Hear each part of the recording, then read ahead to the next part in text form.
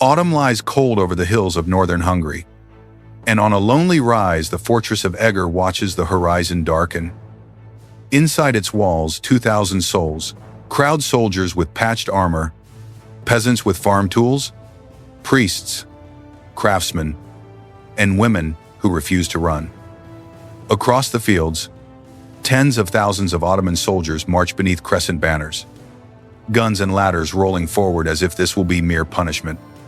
Not a battle, but on Eger's walls, cauldrons already simmer with boiling tar and soup, and the empire is about to learn what happens when nobodies refuse to die on schedule.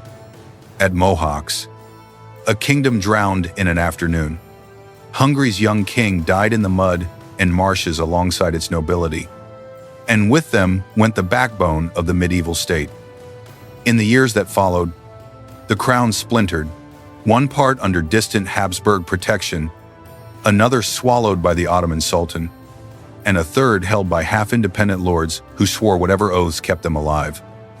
On maps, it looked like lines and colors. On the ground, it felt like a body hacked into pieces that still had to walk. Along the new frontiers, war stopped being an event and became a season that never ended. Villages burned, were rebuilt, and burned again. Their churches left roofless, their fields trampled by horsemen riding under different flags, but speaking the same hard language of taxes and tribute. Raiders came at night. Border garrisons answered in kind, and peasants learned to hide grain in the earth and children in the woods whenever dust clouds appeared on the horizon. Between Vienna and Istanbul, ordinary people lived in a narrow strip of land that both empires claimed and neither truly protected.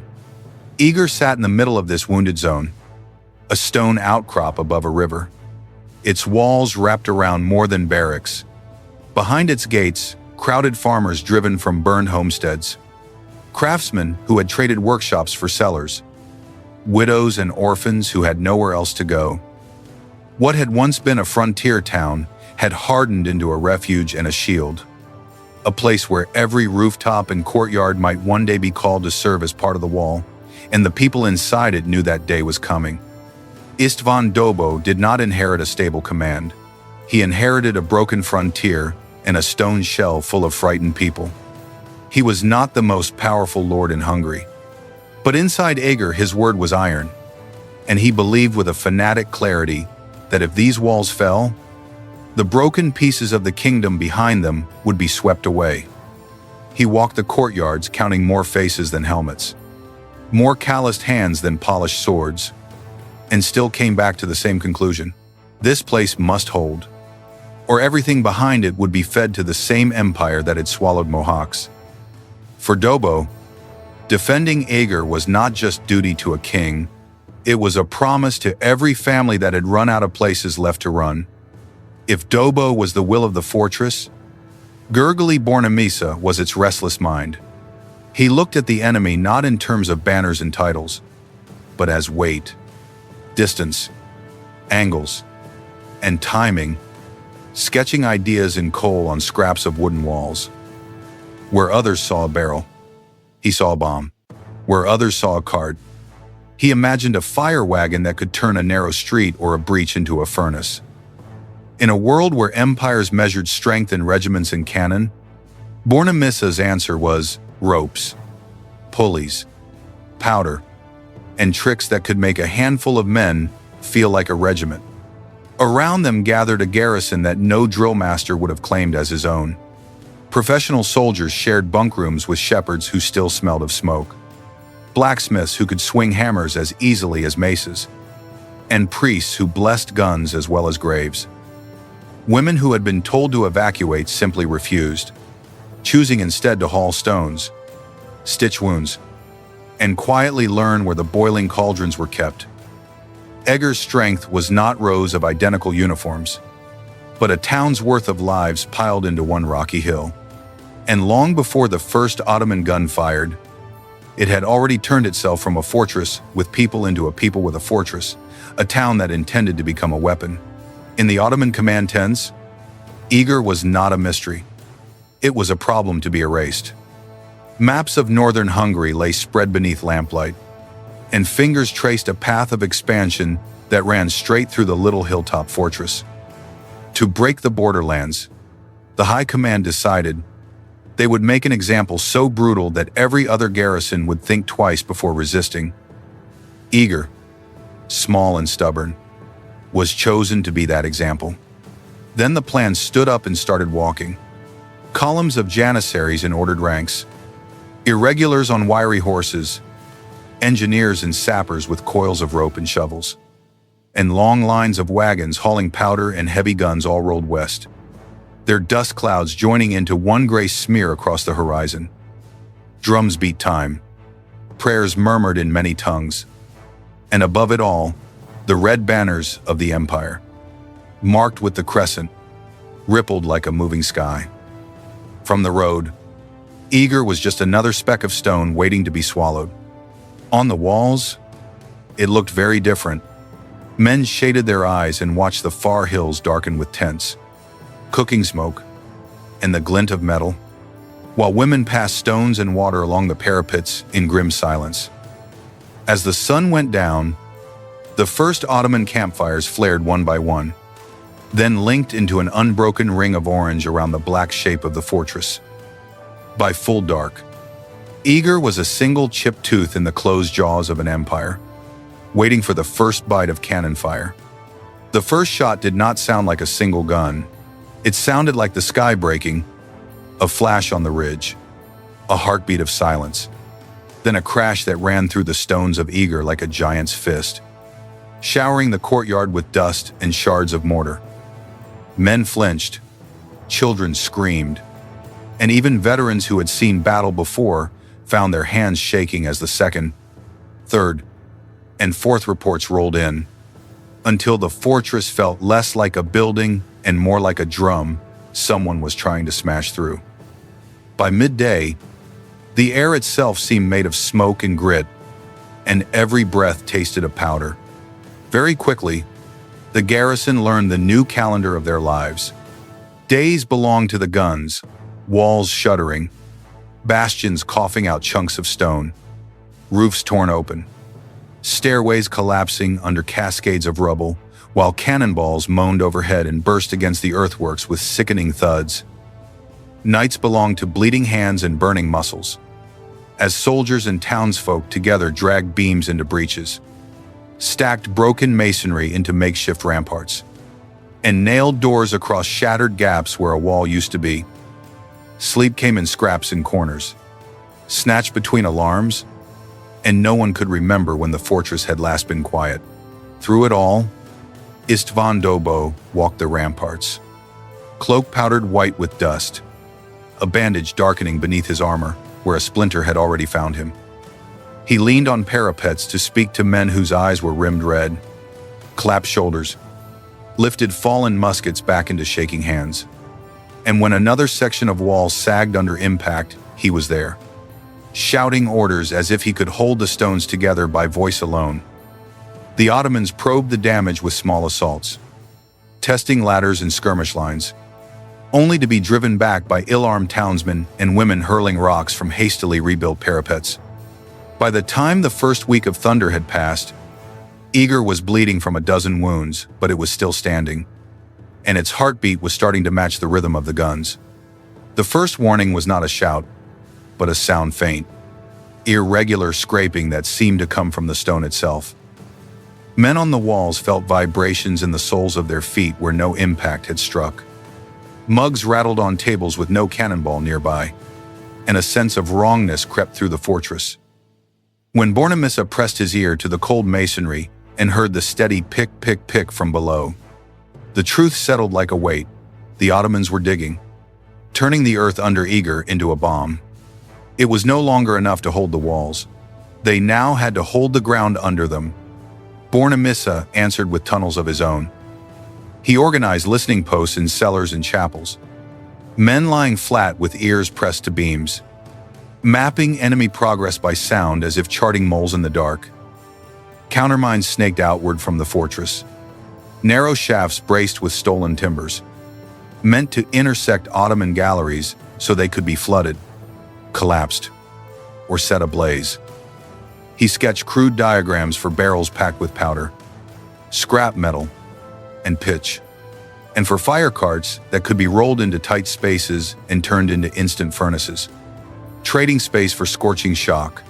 Down there, war lost its banners and its distance and became something close and choking. Men fought by torchlight in passages barely wide enough for two shoulders, coughing on dust and powder smoke, swinging picks, shovels, and knives at silhouettes that appeared and vanished in the glare. Sometimes the enemy was a face at arm's length. Sometimes just the sudden rush of smoke and flame as a fire barrel caught and turned a tunnel into a screaming chimney. Victories were measured in collapsed roofs and drowned galleries, in the simple fact that the wall above had not yet leapt into the air. But not every mine could be stopped. One morning, a deep thud rolled up from beneath a bastion, followed by a roar that ripped stone, earth, and men into a single cloud of debris as part of the wall blew outward in a geyser of dust and shattered timber. For a heartbeat, the breach gaped empty, and then the entire fortress moved soldiers, peasants, and women dragging carts, doors, beams, and sandbags into the wound, building a new barrier inside the old one while rubble was still falling. By dusk, the breach was a jagged, smoking scar instead of an open throat, and Eger had survived its first taste of the war beneath its own feet. At first, the women of Eger fought the siege with pots and cloth instead of spears and blades. They boiled soup and water over smoky fires, carried buckets up steep, splintered stairs, rinsed blood from stone, and pressed rags against wounds while the guns hammered outside. They hauled powder kegs, stacked stones beside parapets, and moved through the fortress like a nervous bloodstream, keeping men on their feet. Everyone told them that was enough, that their place was behind the line that ran along the wall. That line did not last long. On the day a major Ottoman assault came, drums thundered, ladders rose in thickets, and the air filled with the shrieks of whistles and the roar of war cries. And there was simply no time left to decide who belonged where. As janissaries swarmed toward the battlements, the women standing behind the men saw the gaps, saw the faltering, and stepped forward. They grabbed the handles of cauldrons they themselves had tended and dragged them to the edge. What poured over the wall was not only tar and oil, but everything that could burn or scald. Boiling soup meant for the garrison's dinner cascaded onto helmets and faces, turning rungs slick and sending men tumbling backward into those climbing below. Rocks, bricks, and roof tiles rained down, mixed with flaming straw bundles that clung to cloth and skin, turning ladders into vertical pyres. When an Ottoman hand finally crested the parapet, more than once it was an apron-clad woman who answered with a mallet, a knife, or a shove that sent the attacker screaming into the crush beneath. For the soldiers below, the shock bit deep. They had expected armored men and trained marksmen. Instead, they found themselves blinded, burned, and broken by people who looked like their own mothers and sisters, fighting with kitchen tools and farm gear as if it were the most natural thing in the world. Word spread through the ranks that in Eger there were no civilians, only enemies. And that realization weighed heavier than any stone drop from the walls. From that day on, the siege was no longer empire against garrison, but empire against a whole town that had decided, together, to become a weapon. The day of the great assault began with a silence that felt wrong. The guns fell quiet, the usual pounding on the walls replaced by the creak and clatter of movement in the Ottoman camp, like a great beast rearranging its limbs before it pounced. Then the drums started, dozens, maybe hundreds, stitching a single rhythm across the slopes as ladders, storming parties, and banners moved into place. From the walls of Eger, it looked as if the whole hillside was standing up and walking toward them. When the guns spoke again, it was only to tear open the same scarred sections of wall the engineers had been eyeing all night, smashing the last careful repairs into clouds of stone dust. Janissaries surged forward in disciplined waves, shields raised against the fire from the parapets, while other units raced toward the raw breaches, carrying fascines and planks to smooth the rubble under their boots. A janissary with his beard matted from earlier wounds forced himself up a ladder already slick with blood and boiling water, clinging to the rungs as stones beat down around him. Determined to plant his feet on the parapet, if only for a heartbeat. Below him, men crushed together, pushing, shouting, climbing over the fallen. Inside the fortress, the defense frayed and then held, in tiny moments stacked together. A peasant boy who had never left his village before the war knelt behind a shattered embrasure, hands numb from reloading muskets for older men who fired, passed the gun back, and grabbed the next, their faces black with soot.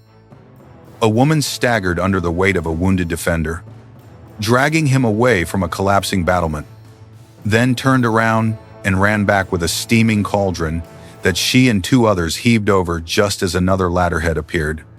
Blacksmiths swung hammers and axes at hands and helmets. Priests hauled barrels and whispered prayers that were half command, half spell. Then a section of wall, already riddled by mines and days of bombardment, gave way with a groan like something alive. Stones slid, then cascaded, opening a jagged mouth through which Ottoman troops poured, feet grinding on the broken bones of the fortress itself. For a moment, the breach seemed to swallow the defenders, and the line buckled, men falling back step by step under the weight of steel and numbers. That was when István Dobó stepped into the gap, sword drawn, voice raw as he shouted for a counterattack and hurled himself forward with the men, turning retreat into a sudden, furious surge. What followed was not a neat clash of formations, but a heaving knot of bodies in a space too small for all the hatred inside it. Pikes thrust at arm's length, axes rose and fell, muskets fired so close the powder burned faces, and boiling tar and burning debris rained down from the flanks as townsfolk attacked the flanks of the breach. Inch by inch, the Ottomans were driven back out over the rubble, leaving the ground below the wall carpeted with bodies that slid into one another like broken dolls. When at last the drums faltered and the assault ebbed, Eger's defenders stood on a wall that was more patchwork ruin than fortress, their ears ringing, their hands shaking, their ranks thin but still there. And in the Ottoman camp, men who had marched in certain of an easy punishment now stared at that battered tooth of stone and silently wondered what kind of people could possibly still be standing on it. After the great assault failed to crack Eger, the siege did not end. It began to rot. Rain turned the Ottoman camp into a churned swamp of mud and refuse, tents sagging under gray skies, while smoke from endless campfires mixed with the stench of sickness. Men who had marched out as part of a proud imperial host now coughed in feverish clusters, their bandages seeping, their rations thinning, their armor spotted with rust and fatigue. Every new order to prepare another attack felt heavier, as if the very air around the camp were pushing back. Inside the command tents, maps grew crowded with inked arrows and crossed-out plans, each failure another wound to pride. Officers argued over who was to blame, whether Eger was worth the blood already spilled, whether they were battering a fortress or feeding a stone altar that demanded men and powder in endless sacrifice. Rumors spread that the defenders were possessed, that their women fought like furies, that some dark luck guarded the walls. Soldiers listened, and their eyes hardened with doubt. An army that had once measured itself in ranks and banners now measured its days in losses. On Eger's ramparts, the defenders were scarcely better in body, but utterly different in spirit. They were starving, hollow-eyed, patched together with bandages and stubbornness. Yet no one spoke of surrender anymore. They had crossed a line where only death or a miracle remained. One morning they woke to an unfamiliar sound. The drums were not calling men forward.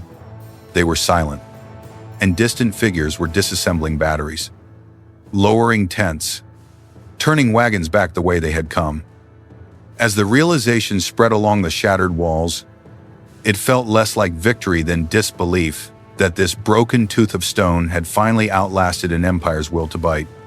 For a long time after the last Ottoman banners slipped over the horizon, Eger did not celebrate. It listened. Men stood on the broken ramparts with muskets in their hands, waiting for drums that did not return, for dust clouds that did not rise again. In the streets below, people crept out from cellars and chapels, blinking in the thin daylight as if the sky itself might still fall. Only when the second, third, and fourth days passed without an enemy did the truth begin to sink in. They were still here, and the army outside was gone. Then the counting began. Bodies were pulled from rubble, carefully laid out, and covered with whatever cloth could be spared.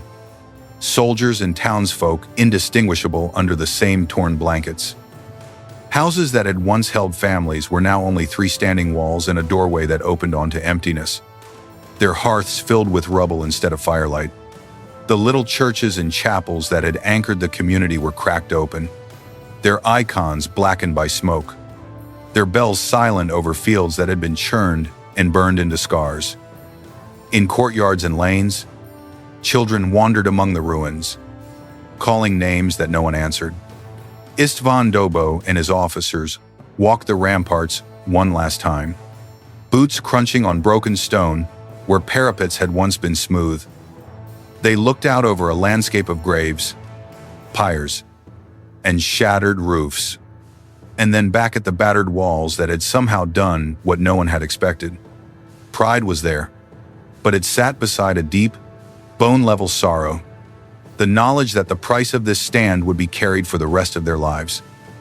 Eger had held the line and stopped an empire, but inside its walls. Nothing would ever be simple or whole again. News of Eger did not stay inside its shattered walls. Messengers carried reports to royal courts. Merchants repeated the tale at crossroads and inns. And before long, minstrels were singing of a hilltop fortress where peasants, craftsmen, and women helped turn back an imperial storm. Chroniclers, writing years later, would polish the story and hang names and dates on it, but at its heart it remained what it had always been, a desperate stand by people who were never meant to matter. In a Europe squeezed between empires, Eger became shorthand for something stubborn and dangerous, a reminder that on the frontier, even the smallest town might choose to bite. Seen from far enough away, it joins a long line of places where numbers and prestige lost to terrain, willpower, and ugly improvisation, where ladders met cauldrons, cavalry met ditches, and grand plans broke against people who refused to move. The siege of Eger is one chapter in that larger story of asymmetric war, where history bends not only for kings and conquerors, but for blacksmiths, farmers, and women with burned hands on the stones. Imagine the fortress at dusk. Years later, its walls still scarred and darkened, the valley below quiet at last. The world remembers the walls, but it was the nobodies upon them who changed its course.